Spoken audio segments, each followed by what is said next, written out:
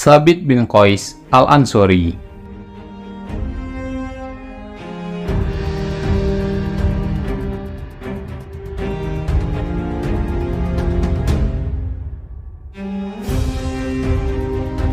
Tsabit bin Qais Al-Ansori adalah seorang pemuka suku Khazraj yang terpandang, dan ia juga salah seorang pemuka kota Yatsrib.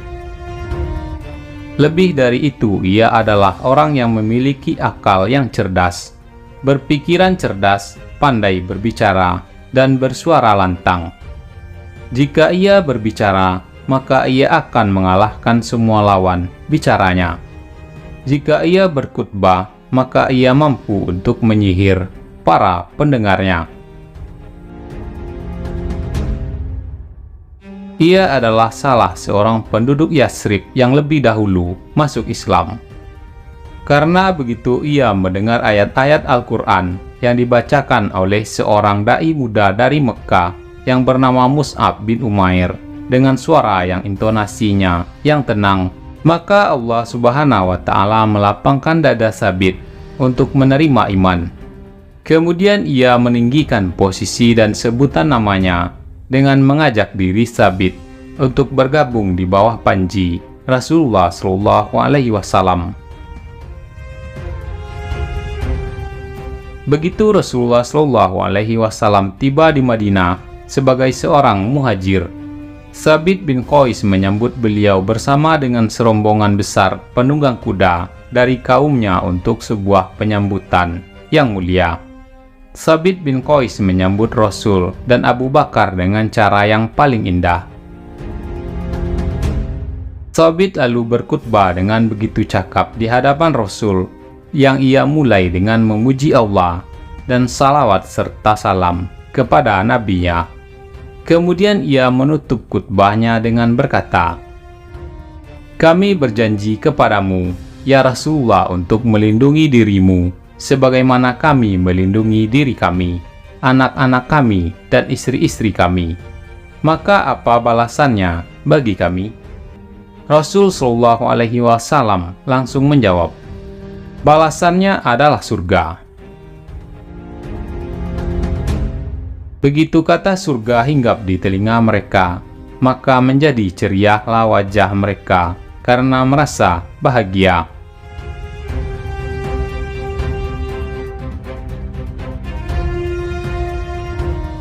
Sejak saat itu Rasulullah Shallallahu Alaihi Wasallam menjadikan Tsabit bin Qais menjadi khatib beliau, sebagaimana beliau juga menjadikan Hasan bin Tsabit sebagai penyair beliau.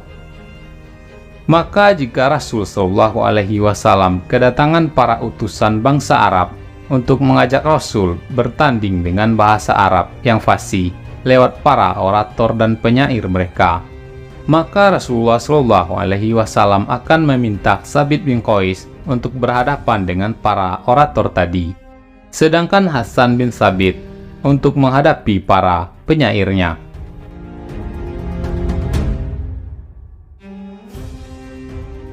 Tsabit bin Qais adalah seorang yang memiliki iman yang mendalam, memiliki ketakwaan yang sesungguhnya, amat takut kepada Tuhannya, amat khawatir terhadap segala hal yang dapat mendatangkan murka Allah Subhanahu wa Ta'ala. Rasulullah Shallallahu Alaihi Wasallam pernah mendapatinya suatu hari sedang ketakutan dengan dadanya yang gemetar. Rasul Shallallahu Alaihi Wasallam bertanya kepadanya, "Apa yang terjadi denganmu, wahai Abu Muhammad?" Ia menjawab, "Aku takut kalau aku binasa, ya Rasulullah.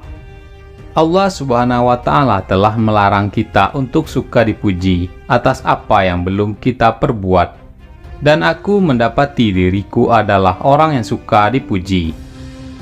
Ia juga melarang kita untuk sombong, dan aku mendapati diriku adalah orang yang terlalu percaya diri."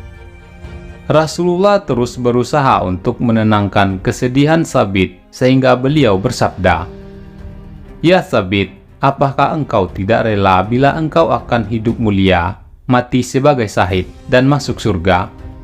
Maka berserilah wajah Tsabit dengan kabar gembira ini, ia langsung berkata, "Tentu aku rela, ya Rasulullah."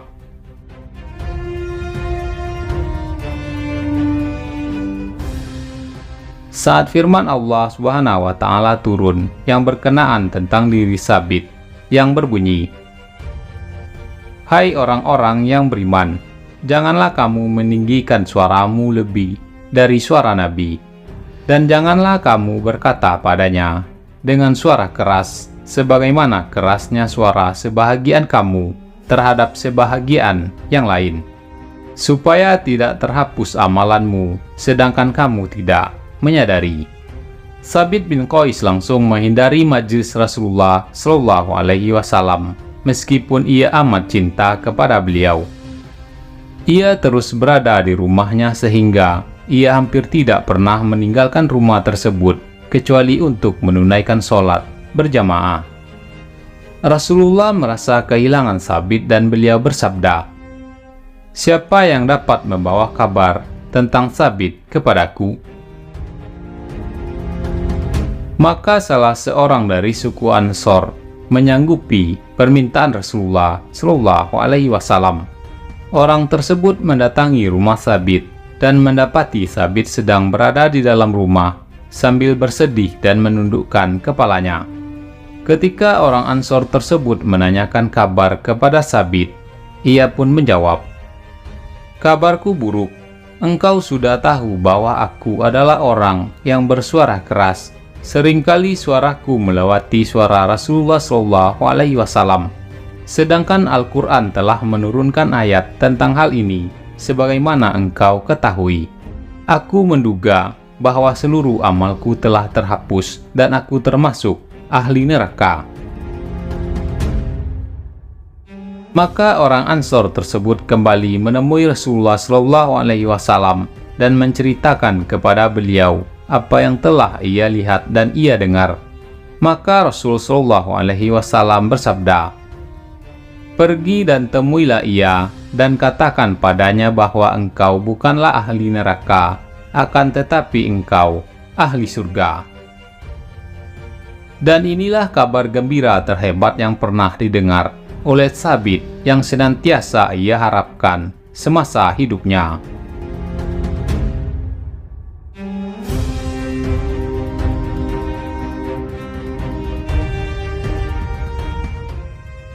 Sabit bin Qais turut serta dalam setiap peperangan yang dilakukan Rasulullah Shallallahu Alaihi Wasallam selain Badar. Ia menyeburkan dirinya di medan perang demi mencari syahadah sebagaimana yang telah dijanjikan Rasulullah Shallallahu Alaihi Wasallam kepadanya. Akan tetapi ia selalu tidak menemukannya, padahal jaraknya dengan kematian sudah amat dekat. Hingga terjadilah peperangan melawan kemurtadan antara pasukan muslimin dan Musailamah Al-Kadzab. Pada perang tersebut, Sabit bin Qais menjadi amir pasukan suku Ansor, Salim budak Abu Hudzaifah menjadi amir pasukan suku Muhajirin. Sedangkan yang menjadi panglima pasukan adalah Khalid bin Walid.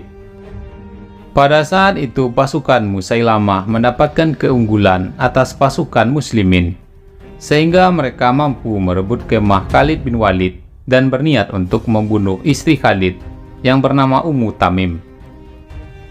Mereka berhasil memutuskan semua tali tenda, kemudian merobek-robek tenda tersebut dengan cara yang amat bengis.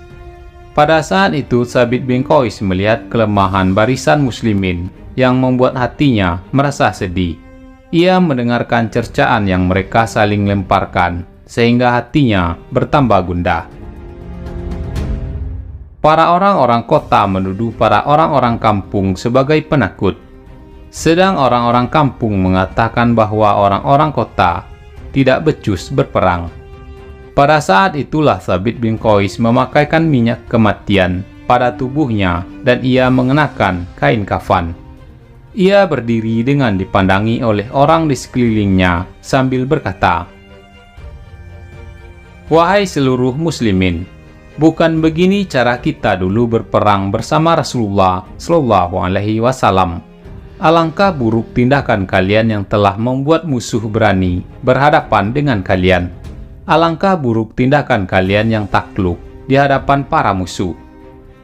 Kemudian ia mengangkat pandangannya ke langit dan berkata, "Ya Allah, aku terlepas dari kemusyrikan yang dikerjakan oleh Musailamah dan kaumnya, dan aku juga terlepas dari apa yang diperbuat oleh mereka ini." Kemudian ia menyerang bagai seekor singa buas berjibaku dengan para pejuang sejati lainnya. Ia menyerang pasukan musuh dengan gagah berani yang menimbulkan semangat bagi pasukan muslimin dan membuat gentar pasukan musyrikin. Ia terus menebaskan pedangnya ke setiap arah, sehingga ia terjerambab karena luka yang ada. Ia pun tersungkur di medan laga dengan bola mata yang tenang, gembira dengan apa yang Allah tetapkan baginya sebagai orang yang mati syahid, sebagaimana yang telah diberitakan oleh kekasihnya, yaitu Rasulullah SAW. Dan ia pun bangga dengan kemenangan yang Allah tetapkan bagi pasukan muslimin. Pada saat itu Sabit membawa sebuah baju besi yang bagus. Salah seorang prajurit muslim menjumpai tubuh Sabit, lalu mengambil baju tersebut untuk ia kenakan. Pada keesokan hari setelah Sabit gugur, salah seorang prajurit bermimpi melihat Sabit bin Qais yang berkata kepadanya, "Aku adalah Sabit bin Qais, apakah engkau mengenalku?" Maka prajurit tersebut mengiyakan. Sabit bin Qais kembali berkata, "Aku akan memberimu wasiat. Jangan engkau katakan bahwa ini adalah mimpi, karena itu akan membuatnya sia-sia. Kemarin saat aku telah terbunuh, ada seorang prajurit muslim yang menemui tubuhku dengan sifat ini dan itu. Kemudian ia mengambil baju besiku dan membawanya ke arah kemahnya. Kemudian ia meletakkannya di bawah tungku miliknya, dan ia meletakkan pelana di atas tungku tersebut. Temuilah Khalid bin Walid dan katakan kepadanya agar ia mengirimkan seorang utusan kepada orang yang mengambil baju besi tersebut. Aku juga berwasiat hal lain kepadamu.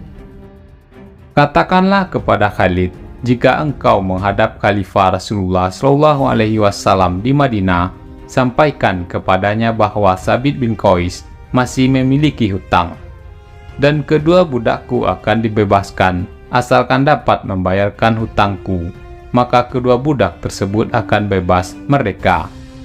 Orang tersebut terbangun, kemudian ia menghadap Khalid bin Walid dan menyampaikan apa yang telah ia dengar dan lihat.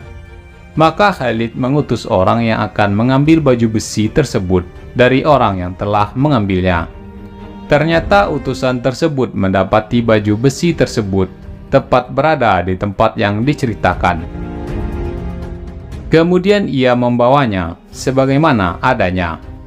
Begitu Khalid bin Walid kembali ke Madinah, ia menceritakan kepada Abu Bakar tentang kisah Sabit bin Qais dan wasiatnya. Abu Bakar pun memperkenankan semua wasiat Sabit bin Qais. Tidak ada orang sebelum dan sesudah Sabit yang wasiatnya diperbolehkan setelah kematiannya. Semoga Allah Subhanahu wa Ta'ala meridhoi Sabit bin Qais dan menjadikannya termasuk orang yang berada pada surga tertinggi.